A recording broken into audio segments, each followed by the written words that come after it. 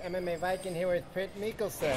Priit, quite a night here. Before we get started with you, we've spent a couple days with you, so we've gotten to know you. But can you give a little bit of background on, I know you're one of the 2 black belts here in Estonia, and you travel to Sweden. Give us a little background on your clubs and your responsibilities in MMA. So I have a club in Capital. It is called 3D Training. Like you said, I'm one of the 2 black belts in Estonia, of SVG black belts. I travel to Sweden a lot, so I have 2 clubs I have to take care of: Primat Lounge in Norrköping and Comfort Center in Linköping. So I'm helping their jiu-jitsu game, and I do this professionally. So this is like all of what I do. It took me like 13 years. I started with traditional martial arts and watched sambo videos, and that's how it started, in basement somewhere in a shooting range. But now we're here and we have this kind of event. So, and I was kind of the first that started this all. So we kind of loved the sambo, and then it took off to Brazilian jiu-jitsu and Erik Paulson chicken wings, and from there, that's how. But now we're here, so it's pretty amazing that Oit is taking it to another level. He's taking a really high, he's taking this event to the really next level. That the way he's inviting you here, and we'll see where we go. Yeah. Does it seem surreal to have this type of event? I mean, there wasn't one empty seat in the house. You guys filled this place. You probably could have sold 500 more tickets. Who knows? But what does it feel like coming into an event run like this? So professional, packed house, Estonian fighters.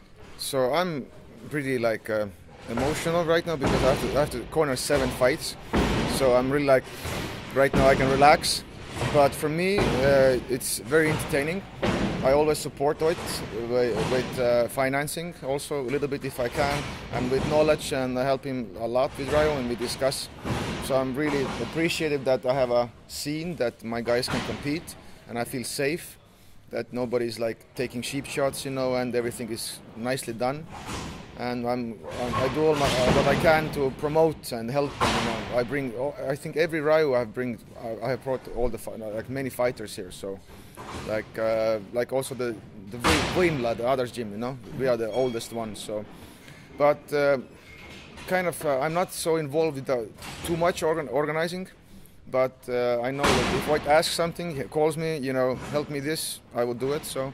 But I'm not thinking about where RAJU goes, or I a little bit know the plans. But White has his the way he thinks. Sometimes he tells me, I was like, whoa, you can even think that way. So I'm more thinking around my club, what I can do, what my guys where they compete and stuff. But what he thinks and where he actually thinks he can take this, it's pretty amazing. Right. So we're at the 12th event tonight, and you cornered 7 guys.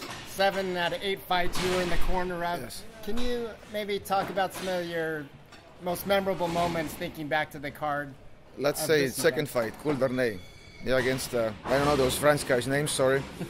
But he got first round, he got a little bit kicked and punched. But his hands were kind of glued right to the face, and everything was fine. I know the guy, so he's very calm and stuff. Mm-hmm. But when he touches somebody with his clinch, people fly. Oh. Yeah, first he did a backward throw, from the sit-up kind of stuff, a scramble and end up on top, and then it's just his takedowns are amazing, and the way he did the armbar on the guy, it looked really easy, but it was really dangerous, and the guy was good, but it was everybody saw it kind of super easy, and it was also good that he was 1 meter away from me. I was calm, breathe a little bit, wait. I was it was perfect. I love it. I told him actually before the fight that if you can, bring the guy to my corner. So I did it a couple of times. So we had, it's very good. So, and who else? Definitely from my club, the Henry Hiema, the guy who got dropped, for some time. He always starts like this. I think last fight he won by quick knockout, but before against the Lithuanian guy, got also dropped. I know he has a kind of tradition with him. I don't know why, but we're dealing with that. So Henry was really that was close to being stopped, I think. Yeah, but the guy hurt his hand. He was showing the hand, so it wasn't really like a choke. Because I saw the tap and I saw the towels, I was like, something is not right here. So he was showing this. Actually, the guy I think should tapped, but he was showing the arm. So and then it was choke.